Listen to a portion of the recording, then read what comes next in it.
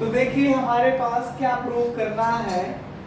जो आपका ये AC है, ये AC है, उसको अगर हम ब्रेक करें तो AC के तीन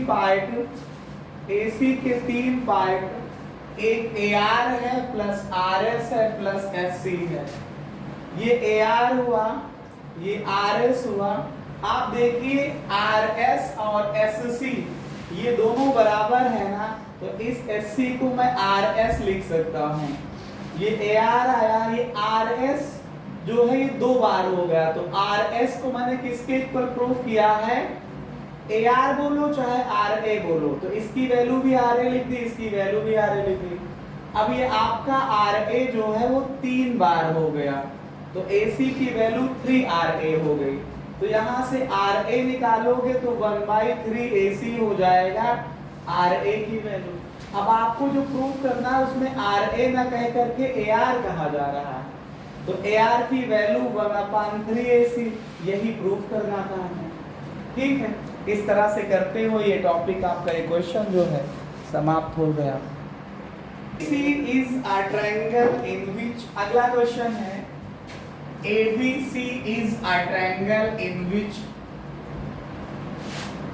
ABC is a triangle in which, एक क्वेश्चन है ये इंपॉर्टेंट भी है। ABC is a triangle in which AB is equal to AC.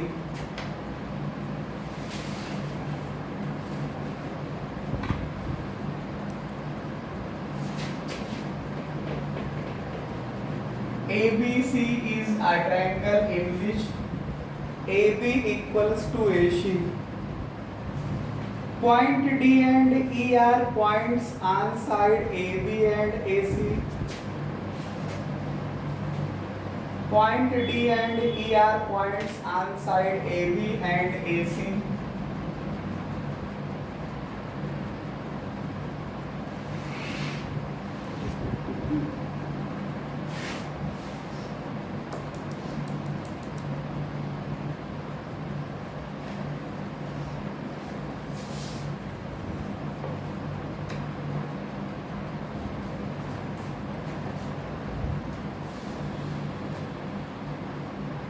Such that AB and AC respectively, such that AD is equals to AE.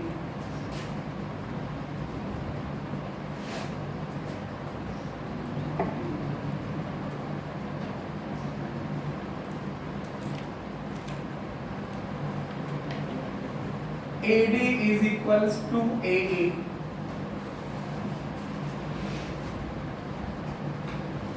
Then so that the points BE CD, then so that the point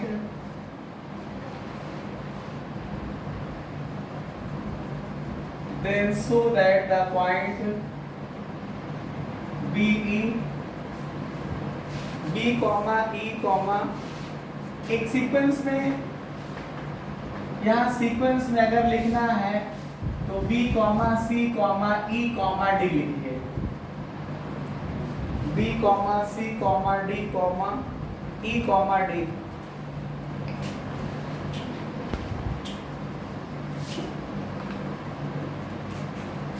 are कौन cyclic,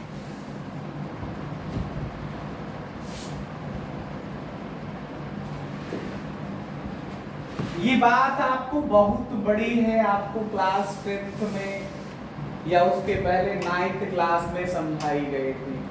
कौन cyclic का मतलब होता है, यहाँ पे कौन cyclic का मतलब एक साइकिल पे चारों बिंदु होंगे, मतलब जो बिंदु B C D E है ना, एक साइकिल पे होने का मतलब है कि इसके सरकमफेरेंस पे होंगे जाकर के, और अगर आप इनको मिलाओगे तो एक साइक्लिक क्वाड्रिलेटरल बनेगा, ये प्रूफ करना है। और साइक्लिक क्वाड्रिलेटरल का मतलब होता है अपोजिट एंगल का समेशन 180 डिग्री होता है।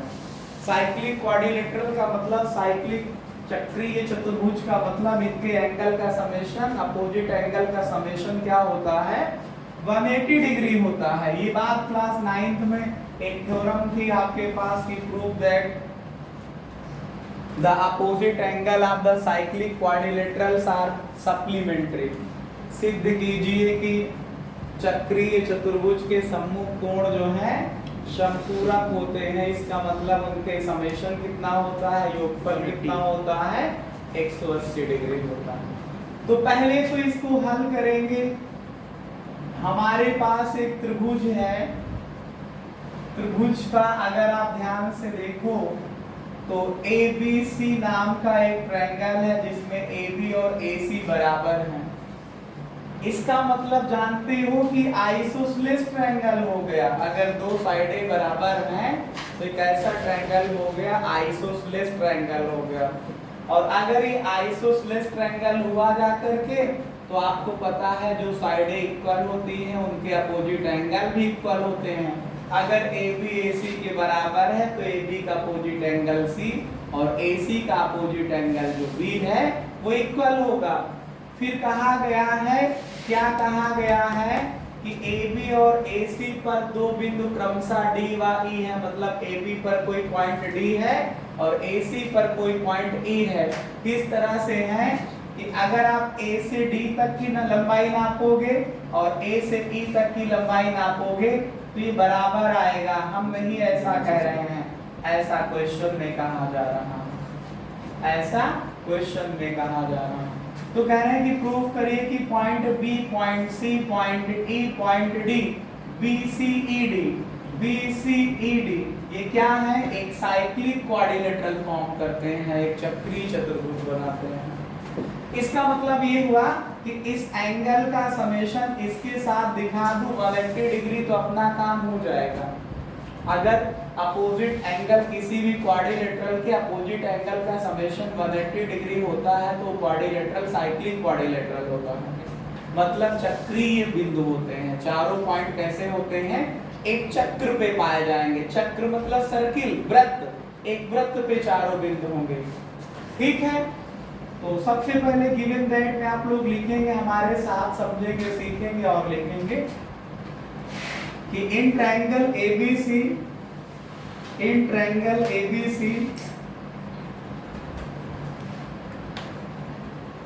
AB इक्वल्स टू AC है। इसका मतलब triangle ABC is an isosceles triangle. In triangle ABC AB equal to AC है।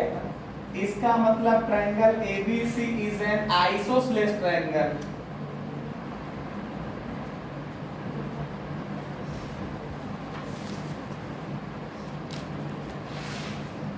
इसका मतलब आइसोसेलेस ट्रायंगल होने का मतलब जो साइड इक्वल है उसका अपोजिट एंगल इक्वल होगा। तो ये एंगल इसके इक्वल हो जाएगा तो इसका नाम बोलेंगे तो ABC। एंगल ABC इक्वल होगा ACB के, एंगल ACB के। इसको इक्वेशन फर्स्ट मान करके छोड़ दीजिए। Now point D and ER, point D and ER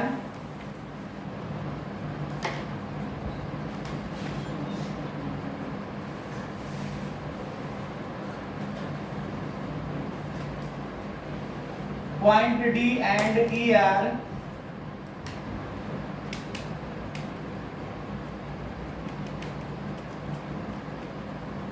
point D and ER 2 points on side AB and AC respectively. 2 points on side AB and AC respectively.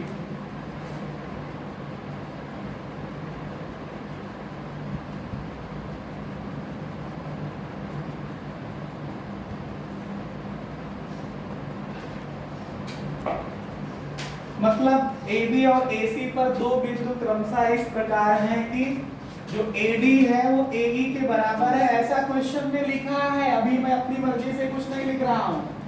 जो AD है वो किसके इक्वल है, AE के। अब हमारा जो टारगेट है वो चलिए प्रूफ करते हैं। लक्ष्य क्या है, टारगेट क्या है। Here we want to prove that here we want to prove that, यहाँ हमें सिद्ध करना है कि क्या points B, C, E and D are cyclic. ये पॉइंट कैसे हैं? चक्रीय बिंदु हैं। इसका मतलब क्या दिखाना है कि BCED is a cyclic quadrilateral, is a cyclic quadrilateral, BCED is a cyclic quadrilateral। इसका मतलब BCED एक चक्रीय चतुर्भुज है।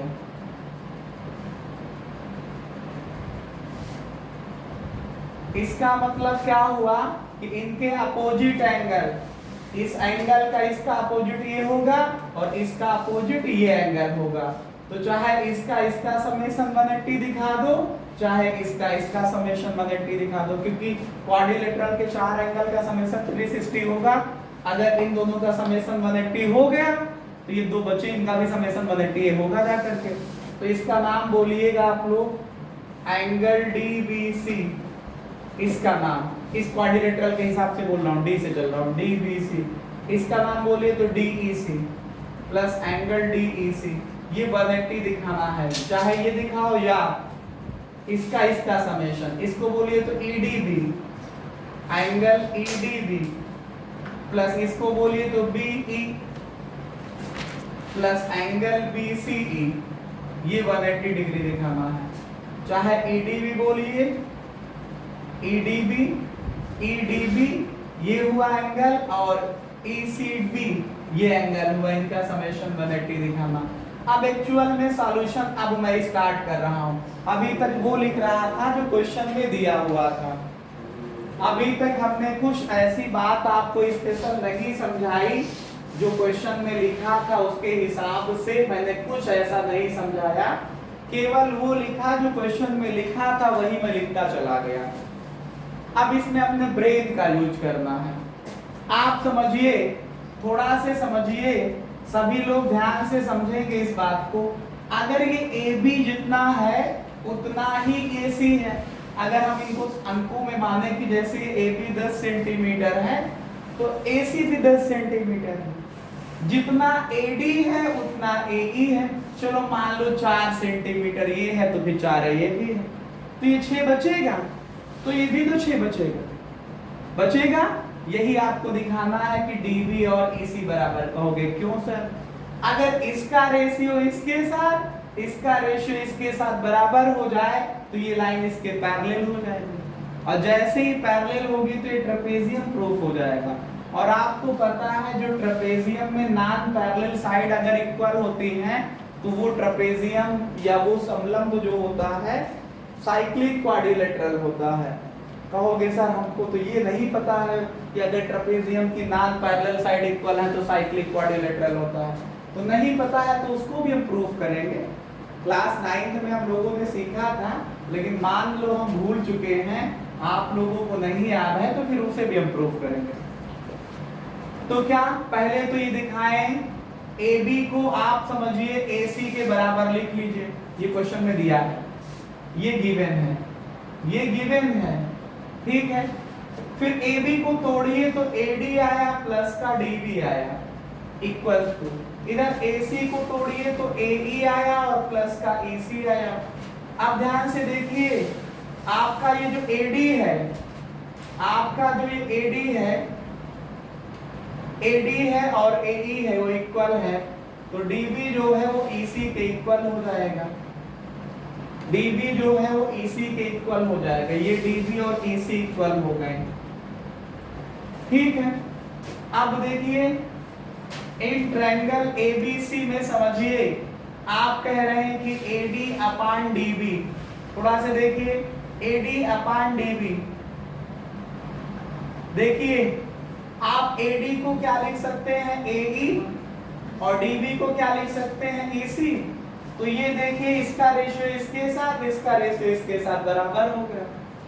AD का रेशियो DB के साथ और AE का रेशियो EC के साथ इक्वल दिखा दिया। तो अगर किसी ट्रायंगल को एक साइड एक लाइन सेगमेंट ऐसा हो जो ट्रायंगल की दो साइडों को डिवाइड करे सेम रेशियो में, जैसा यहाँ सेम रेशियो में डिवाइड हो रहा है।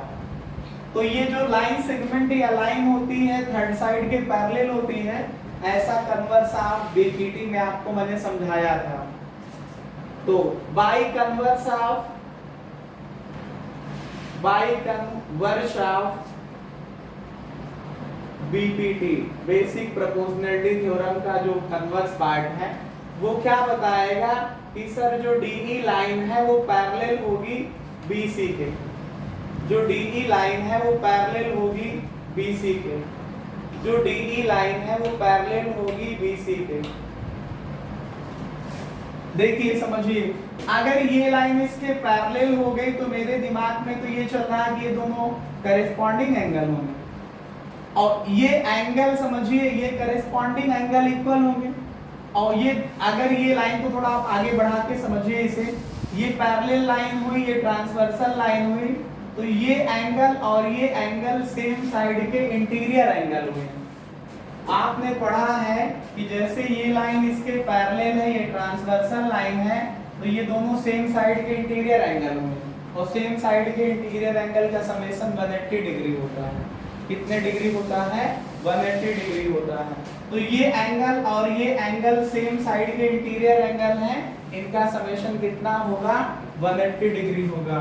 ये बात को बता दीजिए कि DE पैरेलल हो गया BC के, इसका मतलब हुआ कि एंगल EDB, इस एंगल को मैं कह रहा हूं EDB, यही एंगल हुआ, और ये एंगल क्या? DBC plus angle DBC equals to कितना आया? 180 डिग्री। क्यों?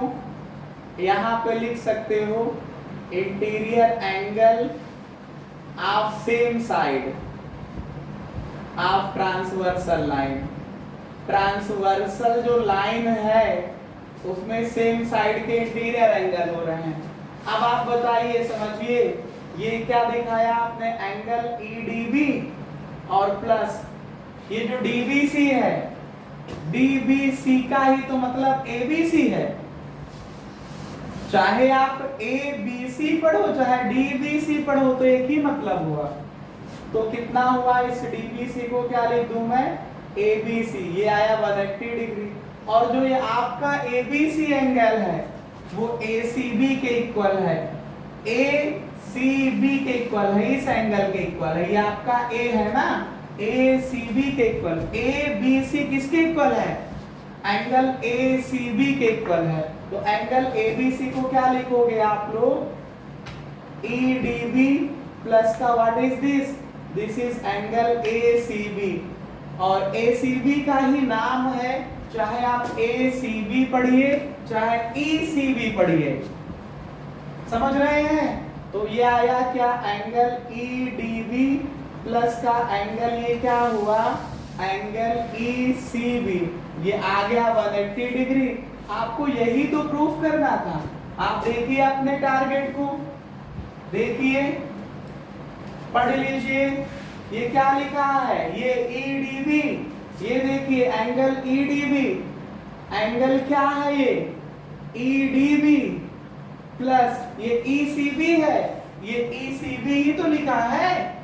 क्या है ये? चाहे ECB बोलो चाहे BCE बोलो, ये 180 डिग्री है। इसका मतलब हुआ क्या कि जो पॉइंट्स हुए जा करके कौन से? B, C, E and D कैसे हैं? आर साइक्लिक पॉइंट्स हैं, साइक्लिक पॉइंट्स हैं। इसका मतलब हुआ कि इनको मिलाने पे एक साइक्लिक क्वाड्रिलेटरल बनेगा।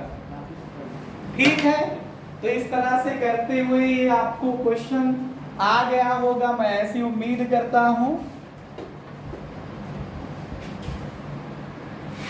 लिखिएगा, मैं इस बार केवल क्वेश्चन बोलूंगा, आप लोग लिखिएगा, हम क्वेश्चन नहीं लिखेंगे। लिखिएगा the side BC of triangle ABC, side BC of triangle ABC bisected at O, side BC of triangle ABC bisected eight O।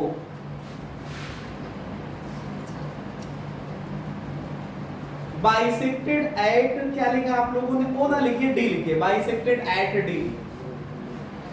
The sides BC of triangle ABC bisected eight D, comma करके लिखिए। O is any point on AD।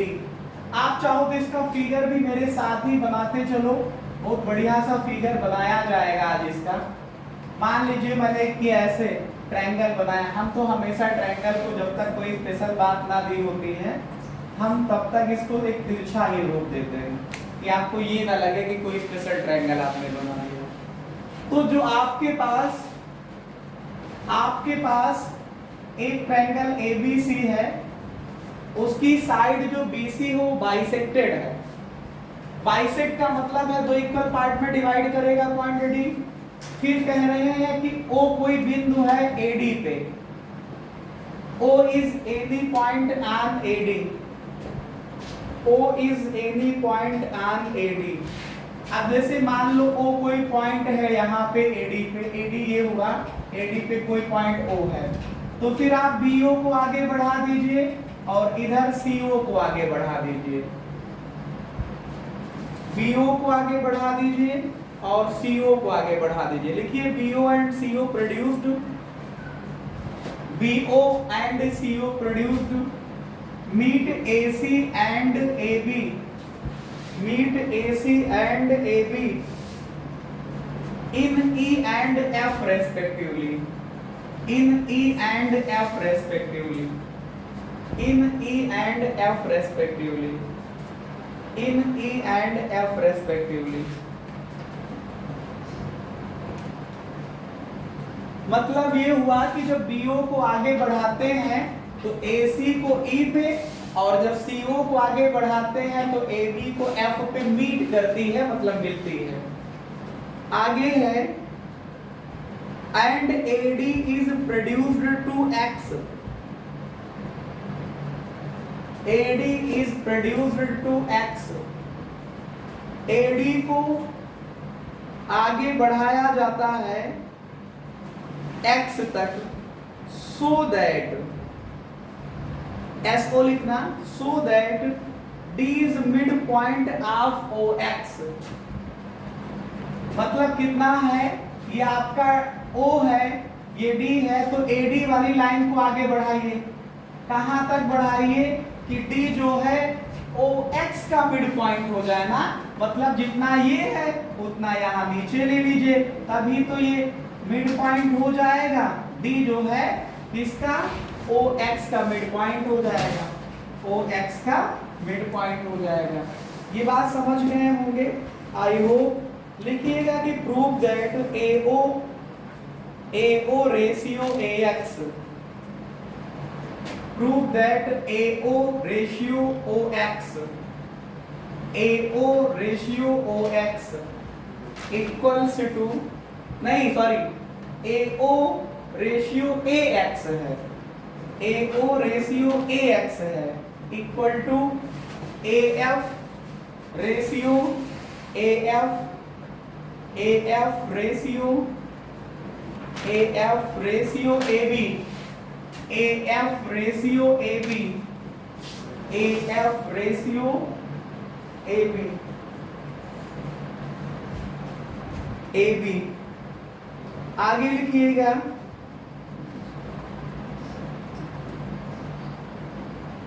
also so that FE parallel to BC, FE parallel to BC, FE parallel to BC।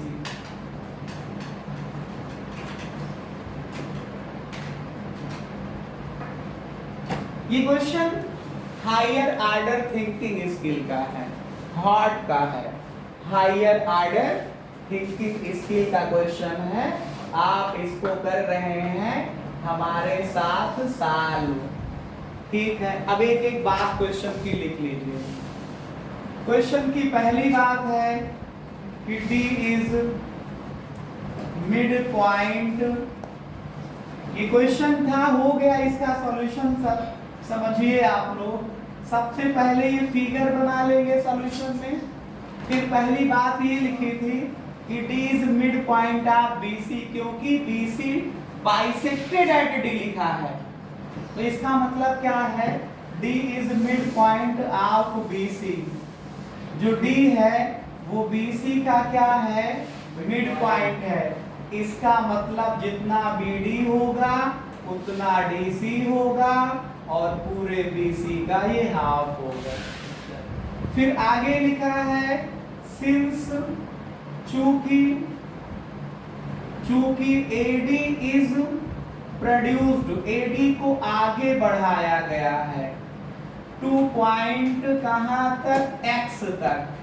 किस तरह से बढ़ाया गया है, such that D is mid point of OX।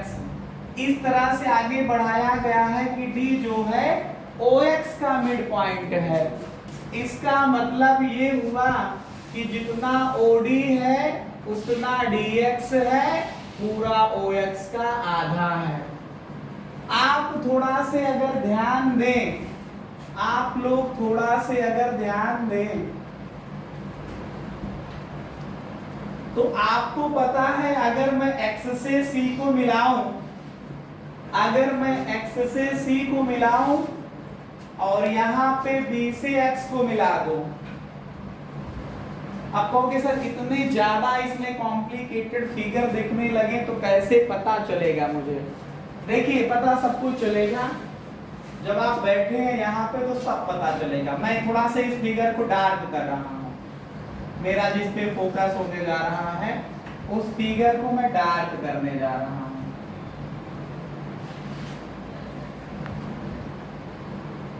ये देखिए अलग कलर नहीं था, इसी से मैंने दिखा दिया। आप लोग देखिए कि अगर आप क्वाड्रिलेटरल देखें, क्वाड्रिलेटरल, इन क्वाड्रिलेटरल चतुर्भुज कौन सा, BOCX, BOCX को देखें तो OX और BC डायगोनल का काम कर रहे हैं। OX and BC are diagonals हैं। और आपको पता है चाहे BC हो चाहे OX हो, दोनों का इंटरसेक्शन पॉइंट जो D है वो दोनों का मिड पॉइंट है। D मिड पॉइंट है OX का भी और D मिड पॉइंट है BC का भी। तो ये एक ही क्वाड्रिलेटरल में ऐसा होता है जिसका नाम पैरेललोग्राम है। पैरेललोग्राम के ही डायगोनल एक दूसरे को बाइसेक्ट करते हैं, बाकी किसी के करते हैं क्या? कहोगे सर हाँ करते हैं रेक्टेंगल के, रेक्टेंगल इज आल्सो पैरेललोग्राम। कहोगे सर करते हैं रोम्बस के, रोम्बस इज आल्सो पैरेललोग्राम। कहोगे करते हैं स्क्वायर के, स्क्वायर इज आल्सो पैरेललोग्राम। कहोगे करते हैं पैरेललोग्राम के, तो पैरेललोग्राम है ही ना। तो कुल मिला के ये बात आपको समझ में आ गई, ये डायगोनल्स हैं। एंड हियर जो आपके पास diagonals OX and BC bisect to each other at D, bisect to each other at D। ये देखिए बात लिखी गई है कि BD का जो D है वो BC का मिड पॉइंट है, और जो D है वो OX का भी मिड पॉइंट है। तो इसका मतलब OX डायगोनल है और BC डायगोनल है, दोनों के मिड पॉइंट D है कि नहीं। तो इस डायगोनल और इस डायगोनल को अगर आप ध्यान से देखोगे तो कहोगे सर ये तो मिड पॉइंट है, और अगर ये मिड पॉइंट है तो इसका मतलब हुआ कि दोनों डायगोनल बाइसेक्ट कर रहे हैं मिड पॉइंट पे। इसका मतलब BOCX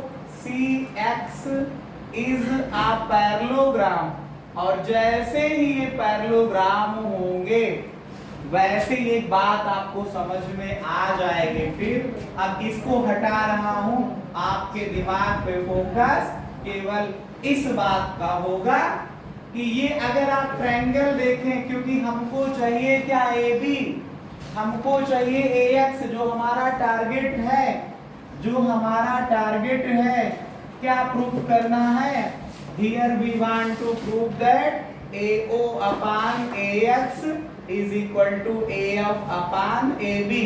पहला टारगेट यही है कि नहीं? तो ए ओ इतने में मिला, ए एक्स इस पूरे का हुआ, ए एफ ये हुआ, ए बी ये हुआ। तो इनको मिला करके अगर आप देखो, इनको मिला करके अगर आप देखो तो ए एक्स बी नाम के ट्रायंगल में एफ ओ पैरेलल लाइन हुई, क्योंकि ये बी जो आपका ये सी ओ हुआ, यही तो आगे बढ़ करके ओ एफ तक जा रहा है। जो आपका सी ओ हुआ वही तो आगे जाके एफ तक जा रहा है। अगर ये पैरेललोग्राम हो गया था तो चाहो तो यहाँ से एक बात लिख लेते कि सर जो बी एक्स है वो पैरेलल होगा किसके, सी ओ के, और जो सी एक्स है वो पैरेलल किसके होगा, बी ओ को, बी ओ के। इसमें कोई समस्या नहीं होनी चाहिए थी। इसको समझ लो, नहीं तो बाकी बाद में कुछ हो नहीं पाएगा। Yes sir.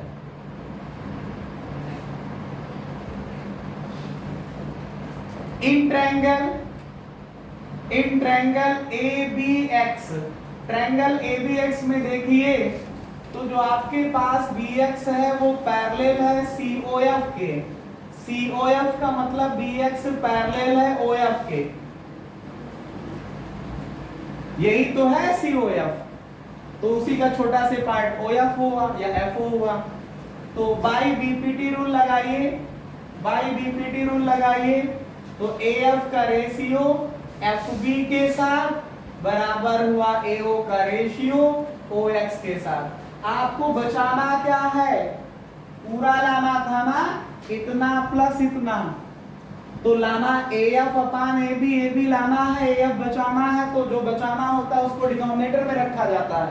पलट दीजिए इसको, तो आपके पास आ जाएगा F B upon A F is equal to O X upon A O, और फिर पलटने के बाद दोनों तरफ 1 ऐड कर लीजिए, करिए 1 ऐड करके साल यहाँ पे, तो आएगा ए एफ प्लस का F B upon A F is equal to O X plus का A O upon A O.